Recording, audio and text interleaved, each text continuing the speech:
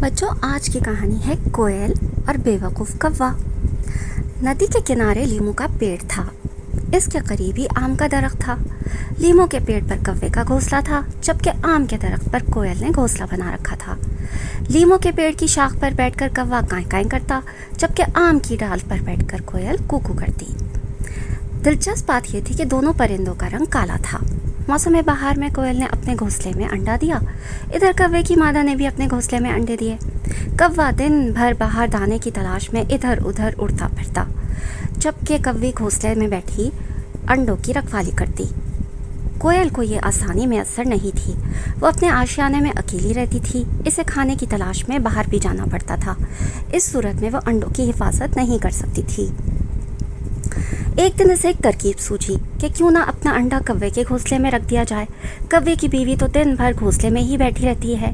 वो अपने अंडों के साथ मेरे अंडे की भी हिफाजत कर लेगी। एक दोपहर जब कौवी अपने घोंसले में ऊँग रही थी, कोयल चुपके से अपना अंडा इसके घोंसले में रख आई। कौवे की बीवी बेचारी सीधी सादी थी, जबकि कौवा अपनी चालाकी की वजह से बदनाम है। लेकिन इसकी मादा में रियाकारी और मक्कारी नाम को नहीं थी। घोंसले में एक अंडा ज़्यादा हो गया तो भी कौवी को पता नहीं चला। वो अंडे सेकती रही। कुछ दिनों बाद इनमें से बच्चे निकल आए। इन्हें देखकर कौवा और कौवी बहुत खुश हुए। कौवी ने कौवे से कहा, काएं काएं काएं, कितने प्यारे बच्चे हैं, काले काले चमकदार। कौवा दिन भर मेहनत मुशक्क़त करके दाने लाता। दोनों मियाँ बीवी अपनी चोंच से सारे दाने बच्चों को खिलाते, इनके साथ खेलते और इन्हें कहानियाँ सुनाते। कौवे ने बच्चों को चलना सिखाया। एक दिन उसने अपनी मादा से कहा कि चलो अब हम अपने बच्चों को बोलना सिखाएंगे। लीमू के पेड़ पर कौवे ने अपना स्कूल खोला। स्कूल की घंटी बजी और पढ़ाई शुरू हो गई।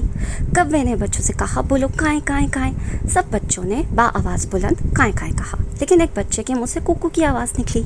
ये आवाज़ सुनकर कौवा चौंका, लेकिन इसने बच्चे से कहा, कुकू नहीं, काएं काएं बोलो। सारे बच्चे काएं काएं करने लगे, लेकिन वह बच्चा बदस्तूर कुकू करता रहा।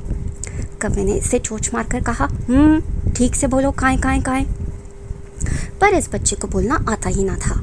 कौवे को तो गुस्सा आ गया। इसने कहा, यह बच्चा बिल्कुल बुद्धू है, इसे कुछ नहीं आता। कुछ दिनों के बाद सारे बच्चों के पंख निकल आए और कौवे ने इन्हें उड़ना सिखाया। एक दिन बारिश हो रही थी। कोयल आम की डाल पर बैठकर गाने लगी, कू कू कू। इसके साथ ही कौवे के घोंसले से एक बच्चा उड़ा और कूकू चिल्लाते हुए कोयल के घोंसले की तरफ चला गया।